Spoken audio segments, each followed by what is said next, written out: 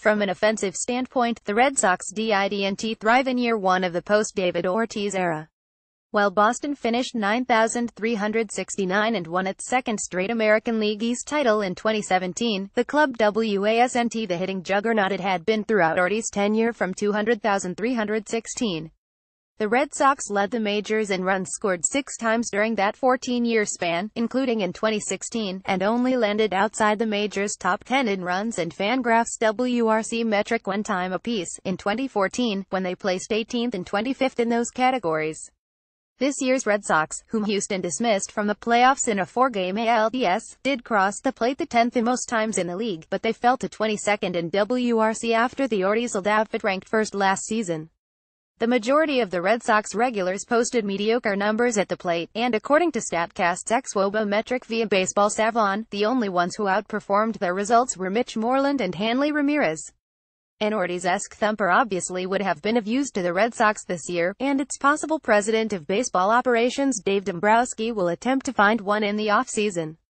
That said, the vast majority of Boston's position player group already looks settled for next year.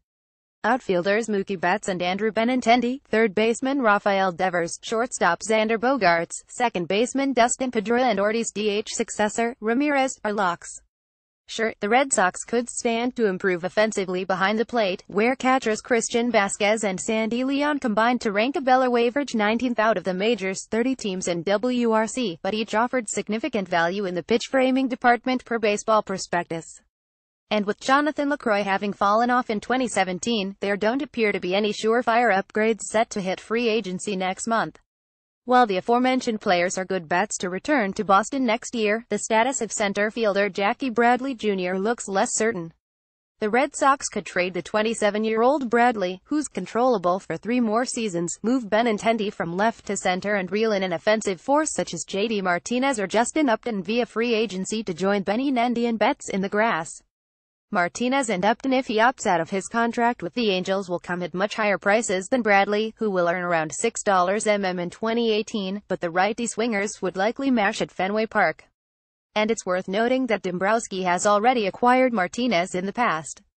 When he was the Tigers' general manager in 2014, Dombrowski took a flyer on the then-struggling Martinez. Despite Dombrowski's familiarity with Martinez, it's possible the Red Sox will elect to stick with Bradley. Although he had a subpar year offensively, batting just .245, .323, .402 in 541 plate appearances, he was an easily above-average hitter the previous 2 seasons. Further, even if he doesn't revisit his 201,516 levels with the bat, Bradley's still capable of providing surplus value in other ways. In fact, Bradley ranked 3rd at his position in defensive runs saved 9 and 7th in ultimate zone rating 4.2 in 2017. He also fared nicely on the bases, placing 11th in Fangraphs BSR metric. So, even in a down 2017, Bradley was still part of the overall solution for the Sox. It's up in the air whether Boston will have a new outfield alignment next year, whereas change at first base looks highly likely. Moreland is probably going to leave as a free agent, and the Red Sox don't seem to have a ready-made replacement on hand. Prospect Sam Travis, 24, is fresh off an uninspiring year at AAA Pawtucket, where he hit for almost no power across 342 .6 home runs, .105 ISO, and didn't distinguish himself during an A3PA Major League debut in Boston. The Red Sox would be hard-pressed to count on him, then, which could point them toward free agency or the trade market for a first baseman.